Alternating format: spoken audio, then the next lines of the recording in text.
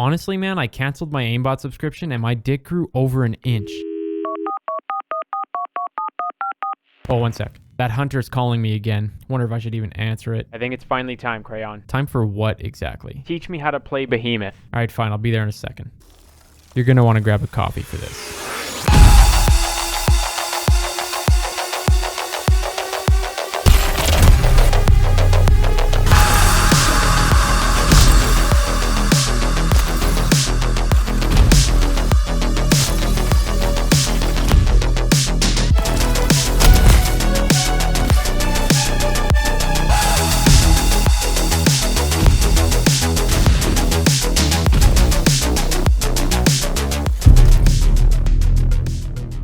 Step 1 on playing Behemoth is all about the shader.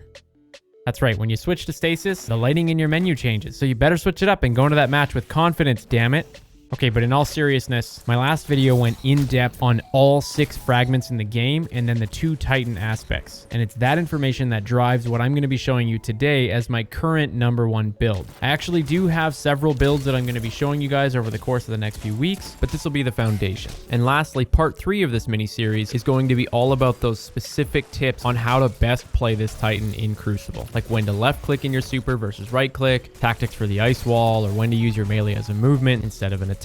So if any of this stuff interests you and you end up liking this video, I highly recommend subscribing so you can catch when I post those next few videos. And a lot of this comes from crafting builds together in Discord. If you're looking for a group to play with, regardless of whether it's PvP or PvE, or you just want to hang out and talk about what roles you should be looking for on guns or how to play certain builds on certain characters, the Discord's a really good place to start, and I'd love to chat with you there. But let's get back to today's topic. Now, it's important to realize, though, that a lot of people are at different stages of unlocking Stasis. When you first jump in, instead of having a bunch of abilities like a perk tree on a regular subclass, Stasis basically just gives you this mega melee, a grenade that I like to call the ice wall, and then a different super. You'll need to do 2 Born in the Darkness quests to get those 2 extra grenades. You need 2 more quests to get those 2 aspects, and then you need to do 6 exo challenges, I think, to get those fragments. You'll notice I have 3 slots that I can equip my fragments to, and that's because the number of fragments you can have is directly tied to your aspects. You see when I hover over Cryoplasm, there's 1 white square? What that means is by equipping that aspect, it will open up 1 fragment slot. When I equip my second aspect, which has 2 white boxes, it's adding 2 fragment slots to the other 1 that I already had for a total of 3 thus far. But let's talk about my friggin' build, shall we? At first, when I only had Cryoplasm unlocked and 1 fragment, it felt like a no-brainer just to run Cold Snap Grenade and Hedrons. Before Bungie nerfed a lot of the ice abilities, all I had to do was play kind of similar to my bottom tree striker, except instead of a lightning grenade, I had a tracking grenade that would freeze my opponents. I'd kill them, and then I'd get that 25% damage boost to go and win my next engagement. It was rinse and repeat, rinse and repeat. I used to run a 6-3-10-8-7-2, and it was very much in line with tournament winning Titans on bottom tree striker who realized that strength simply wasn't important on that subclass. I managed to get my 5500 in comp done fairly quickly and everything seemed fine, but then I started unlocking all of those fragments and got my second aspect. I now have a fairly different mindset going into every match, and I've completely changed my build. Don't get me wrong, Hedrons is still amazing, and I'm probably going to test the waters with that again soon, but a key takeaway for me after a lot of gameplay was the change to cooldowns, the grenade one in particular. Here's a side-by-side of your cooldowns on a regular subclass versus Stasis. Right around 4 and 5 discipline, you're talking 30 to 40 extra seconds for you to wait to get your grenade back. On the Stasis side, there's huge jumps every time you go up a tier, right up until tier 6, meaning the jump from 5 to 6 is still big, but after 6, the cuts to your cooldown time become a little more tame. For the visual folks, this is a graph showing the same information. The blue line is regular cooldowns and the orange is Stasis. They basically just bumped the whole line up. And in fact, I added that red line there just to show you that a tier 10 Stasis cooldown is the same as a tier 6 regular cooldown. They tweaked the supers too. You get your Stasis super around 15 to 20 seconds later, depending on whatever intellect level that you're at. But again, here's a graph just for the visual learners as well. Now, when I noticed these things, I got pretty worried about my melee, but the strength cooldowns actually ended up being basically the same. But I should highlight for melee as well, the jump from 4 to 5 is enormous, so I'm going to end up recommending to you to run at least 5.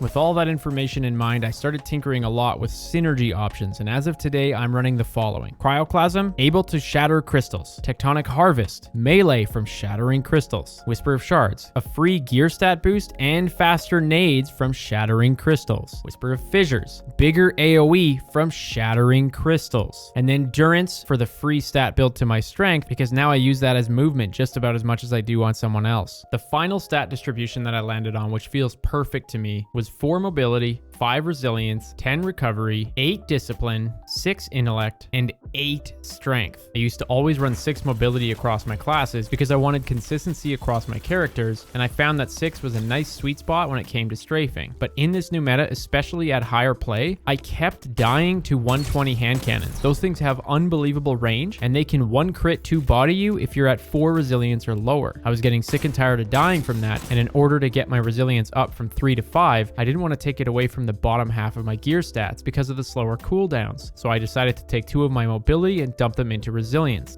I also want to take this moment to tell you that I'm going to be posting a new video on Dim, because doing things like this and crafting builds is extremely easy when you know how to use the loadout optimizer. So with 4 and then 5, the 10 recovery is as always, and yes, for those of you in the comments, I do notice it more than 9. Now for the bottom half, you'll notice that my entire build revolved around shattering crystals. For Titans, that means my ice wall. At first, it really sucked leaving Cold Snap because of how good it was, but I happen to love this one way more now. Once you get it rolling, it is too good. I like to have my grenade as much as possible because that's what initiates that amazing cycle of using these crystals to your advantage. Everything relies on shattering them. Looking at your intellect, there's 2 schools of thought. Number 1, because they got rid of all of the super mods like pump action or remote connection, which were the majority of what drove people's supers so quickly, you'd think you'd want really high intellect. But that's why I have a number of different builds that I'm going to be showing you. So for this one, you noticed it was 6 intellect, and I'd say as long as you have a minimum of 4, you'll be okay, but don't go lower than that. Looking at those numbers again, there's huge jumps from 0 to 4, and then each jump from 4 to 10 becomes a little bit less and less, diminishing returns. And then there's your strength. I used to run tier 2 on Bottom Tree Striker. I used VOD reviews during scrims or tournament play to realize that I didn't need a lot of strength. I felt really good about that, but with Stasis, I've completely turned it around. I don't treat it like a melee, I treat it like a movement ability that happens to have the bonus of doing damage sometimes. It's kind of like my own makeshift Icarus dash. So much so that I initially tried 10 just for shits and giggles, but after doing a good amount of VOD review and beyond light, 8 strength seems to be that perfect sweet spot for me. Okay, so let me just run through some of the synergy on this build. And I want to remind you that my last video goes through in depth on exactly how every single fragment works. So I'm only going to be summarizing some of that info here. But essentially, let's say I get into an engagement where I use my grenade on my opponent. I can use my cryoclasm aspect to smash through those crystals and kill my opponent, which I cannot keep count of how often I end up doing this to people. And the reason is because of fragment number 1, Whisper of Fissures. That increases both the range of damage that happens when you shatter a crystal from 5 meters to 9 meters, and it adds more damage to that shattering effect on my opponent, so much so that it usually kills them, and if it doesn't, they've got a B-stick of health, which I can easily finish them off from extremely far away with my shotgun or just one hand cannon tap. The next up is the fact that I've shattered through those crystals. Enter in fragment number 2 called Whisper of Shards. This one now gives me roughly a 500% boost to my grenade recharge rate. I now have a 10-second window where I'm going to be getting my grenade back extremely fast. Once the engagement is over, there's going to be these 5 floating little orbs or crystals, or they might even be called shards, and I kind of have 2 options. I can either pick them up right away if I don't have my melee, or I know that they're going to be there for 25 seconds before disappearing. I can finish whatever the play is that needs to be done. Maybe I'm helping team shot another player, and then on my way back, say on a spawn trap or a split spawn, I'll just pick those up.